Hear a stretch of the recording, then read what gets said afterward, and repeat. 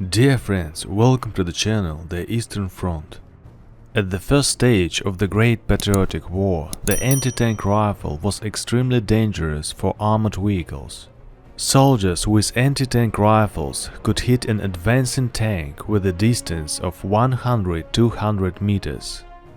Their work in the war was probably one of the most dangerous. Today we will talk about twin brothers Ivan and Dmitry Ostapenko, who were originally from the Luhansk city, Donbass region. At the beginning of the war, they were drafted into the Red Army and sent to the courses of the armor piercer, after which the brothers served in Transcaucasia as part of the 10th Guards Rifle Brigade. In 1942, the brigade was included into the 9th Army of General Karateev and sent to North Ossetia. At that time, the Nazis, with the forces of the 1st Tank Army, Army Group A, together with the Romanian units, broke through the front in the Nalchik direction and on 2nd November reached the approaches to the city of Ordzhonikidze, but the enemy's offensive was stopped here. On 6 November, Soviet troops began to counterattack, creating a threat of encirclement for the advancing Germans. For the withdrawal of troops, the Nazis had only a 3-kilometer corridor in the area of the Myra Madaga. The Wehrmacht tanks began to retreat in the direction of this corridor, but there they were met by the 10th Guards Rifle Brigade, in which Ivan and Dmitry Ostapenko served. There were no tanks or anti-tank guns in their brigade itself, so it depended on the armored piercers whether the tank could break out into operational space or not. By the way, on my channel you could watch an interesting video on how ordinary soldiers use the RPG grenades against German tanks and why they don't like this weapon. As soon as the German tanks approached at a distance of about 100 meters, Dmitry Ostapenko shot down the leading tank with the first shot, which caught fire, blocking the way for the others.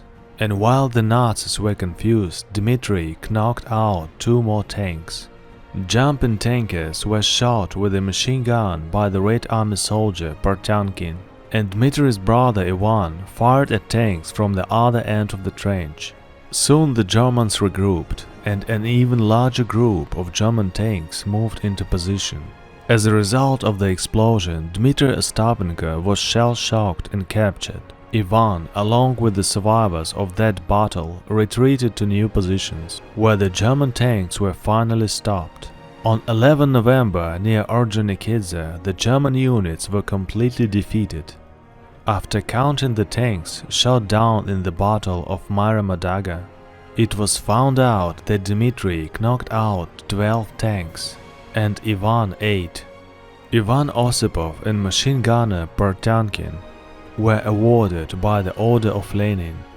Dmitry was posthumously awarded the title Hero of the Soviet Union. But Dmitry Ostapenko in the early spring of 1943 managed to escape from captivity and in March found himself in the location of our troops.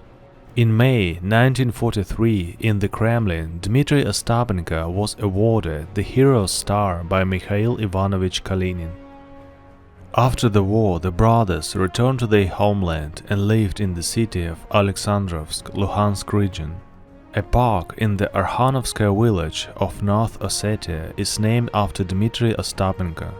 In the exposition of the Allegory City Museum, North Ossetia stored an anti-tank gun of the hero. And now I would like to read a short excerpt from the newspaper Pravda, who interviewed Dmitry Ostapenko. When I knocked out the first tank, the Germans shifted their fire to our trench. It's terrible to remember even now. Tanks are climbing forward, machine gunners are shouting, shooting. I tried not to pay attention to the submachine gunners. It was a problem of my comrades, and my job was to watch the tanks. And I knocked out one tank after another. Now, when I remember, I even wonder how I had peace of mind. If I hit the tank and it didn't catch fire, I sent him a second bullet to make the smoke go. The first attack was repulsed. Lieutenant Shubkin says, "Now it's time to smoke." We lit up, but here again the tanks climbed. I got back to work. In battle you don't notice time. Many comrades are already wounded. From time to time Lieutenant Shubkin talked to me. Then he fell silent. He was killed by a mine. I was left alone. Suddenly a heavy tank burst forward, and I already had all the cartridges. You can't retreat because of the intense fire. I grabbed the machine gun, waited a moment and crawled away from the trench. Began to shoot the Fritzes with the machine gun fire. The German tankers didn't notice that I had crawled away. They have a tank built on my trench and began to iron it. Here fellow soldiers and my brother thought that I was gone. Then I was wounded and I lost consciousness. I woke up from the sun blow. I opened my eyes and the Nazis are standing over me. At the first opportunity I escaped from captivity. Kind people sheltered me and the advancing Soviet troops immediately arrived. I quickly refreshed myself in the hospital and returned to combat formation. My brother and I defended our native land. This is the main thing. And love for the motherland and hatred of enemies demanded that we know the capabilities of armor-piercing guns perfectly. We knew the weaknesses of enemy tanks. Good trenches had been dug the day before. And people also said at the front, from discipline to heroism is one step. The company commander pointed out the position to us and ordered, "Here you stand to the death," and we stand it.